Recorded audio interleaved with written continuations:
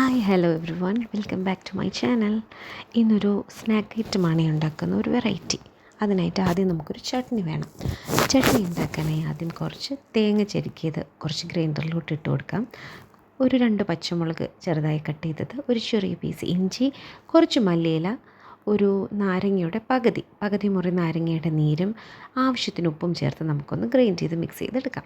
അടുത്തതായിട്ടൊരു വലിയ 2 പൊട്ടറ്റോ ഞാൻ ബോയിൽ ചെയ്തത് നന്നായിട്ട് മാഷ് ചെയ്ത് വെച്ചിട്ടുണ്ട്.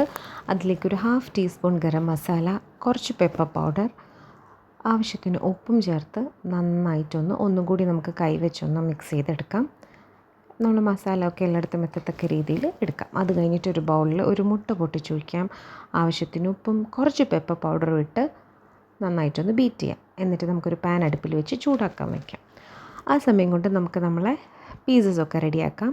നമ്മൾ മാഷ് ചെയ്ത പൊട്ടറ്റോ എടുത്ത് കയ്യിൽ വയ്ക്കുക. കുറച്ചൊന്ന് പരത്തിയിട്ട് നമ്മൾ ആദ്യം ഉണ്ടാക്കിയ നമ്മുടെ ചട്നി ഒരു കുറച്ച് ക്വാണ്ടിറ്റി എടുത്ത് വെക്കാം. അതിലേക്ക് ഞാൻ കുറച്ച് എഗ്ഗ് ബോയിൽ ചെയ്തിട്ടുണ്ടായിരുന്നു. അതിന് ഒരു എഗ്ഗിനെ 4ആയിട്ട് കട്ട് ചെയ്തിട്ട് അതിൻ്റെ ഒരു പീസ് നമ്മൾ ഇതിൻ്റെ അകത്തോട്ട് വെച്ച് നന്നായിട്ടൊന്ന് കവർ ചെയ്യാം.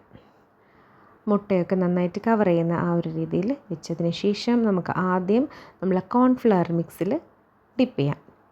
അതൊന്ന് നന്നായിട്ട് കോട്ട് ചെയ്തെടുത്തതിന് ശേഷം നമ്മൾ നേരത്തെ ഉപ്പും പെപ്പർ പൗഡറും ഒക്കെ ഇട്ട് ബീറ്റ് ചെയ്ത എഗ്ഗിൻ്റെ മിക്സിലോട്ട് അതും ഇടാം. എന്നിട്ട് അതും എല്ലായിടത്തും ആവത്തക്ക രീതിയിലൊന്ന് കോട്ട് ചെയ്തെടുത്തതിന് ശേഷം ഞാനൊരു പാത്രത്തിൽ കുറച്ച് ബ്രെഡ് ക്രംസ് എടുത്ത് വെച്ചിട്ടുണ്ട്. അതിലും കൂടി ഇട്ട് നമുക്ക് കോട്ട് ചെയ്ത് നന്നായിട്ട് റോൾ ചെയ്തെടുക്കാം.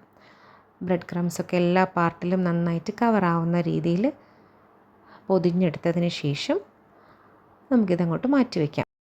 ഇതേപോലെ നമ്മൾ എടുത്ത് വെച്ചിരിക്കുന്ന എല്ലാ കൂട്ടും ഓരോ പീസസായിട്ട് കവർ ചെയ്ത് കോൺഫ്ലവർ മിക്സിൽ ഡിപ്പ് ചെയ്ത് മുട്ടയുടെ മിക്സിൽ മുക്കി അത് കഴിഞ്ഞ് ലാസ്റ്റ് ബ്രെഡ് ക്രംസിൽ പൊതിഞ്ഞ് നന്നായിട്ട് കോട്ട് ചെയ്ത് നമുക്ക് എല്ലാ പീസസും ഇതേപോലെ കവർ ചെയ്ത് നന്നായിട്ട് റെഡിയാക്കി വയ്ക്കാം. നേരത്തെ നമ്മൾ ചൂടാക്കാൻ വെച്ച പാൻ ചൂടായിട്ടുണ്ടെങ്കിൽ നമുക്ക് കുറച്ച് ഓയിലും ഒന്ന് ചൂടായതിന് ശേഷം റെഡിയാക്കി വെച്ചിരിക്കുന്ന ഓരോ പീസസായിട്ടിട്ട് നമുക്ക് ഫ്രൈ ചെയ്തെടുക്കാം. ഒരു വശം ഒന്ന് ബ്രൗൺ കളറായി വരുമ്പോൾ നമുക്കിതൊന്ന് തിരിച്ചിട്ട് കൊടുക്കാം. നല്ല ക്രിസ്പി ഗോൾഡൻ ബ്രൗൺ കളറായിട്ടുണ്ട്. നമുക്കിതൊരു ലോ ഫ്ലെയിം അല്ലെങ്കിൽ ഒരു മീഡിയം ഫ്ലെയിമിലിട്ട് നമുക്ക് ഫ്രൈ ചെയ്തെടുക്കാം. ബ്രെഡ് ക്രംസ് ഉള്ളതുകൊണ്ട് എളുപ്പം ചിലപ്പോൾ കരിഞ്ഞു പോകും. അതുകൊണ്ട് നമുക്കൊരു മീഡിയം ഫ്ലെയിമിലിട്ട് ഇത് കുക്ക് ചെയ്യാം. ഇതേപോലെ നമ്മൾ എടുത്ത് റെഡിയാക്കി വെച്ചിരുന്ന എല്ലാ പീസസും നമുക്ക് ഇതുപോലെ ഫ്രൈ ചെയ്ത് 2 വശവും നന്നായിട്ട് ഗോൾഡൻ ബ്രൗൺ ആകുമ്പോൾ നമുക്ക് കോരി മാറ്റാം.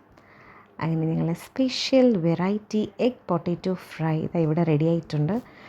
ഒരു വെറൈറ്റി സ്നാക്ക് ഐറ്റം അല്ലേ. അപ്പോൾ ഇത് മയോണൈസിൻ്റെ കൂടെയോ കെച്ചപ്പിൻ്റെ കൂടെയോ ഒക്കെ നമുക്ക് സെർവ് ചെയ്യാൻ പറ്റും.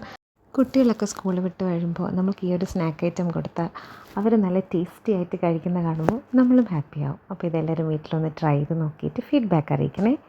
എന്നിട്ട് ലൈക്ക് ചെയ്യുക, കമൻറ്റ് ചെയ്യുക, ഷെയർ ചെയ്യുക, സബ്സ്ക്രൈബ് ചെയ്ത് സപ്പോർട്ട് ചെയ്യുക. ചാനൽ സബ്സ്ക്രൈബ് ചെയ്തതിന് ശേഷം ബെൽ ബട്ടൺ കൂടി അമർത്തി കഴിഞ്ഞാൽ നെക്സ്റ്റ് വീഡിയോ നിങ്ങൾക്ക് നോട്ടിഫിക്കേഷനായിട്ട് കിട്ടും. Okay, bye, see U.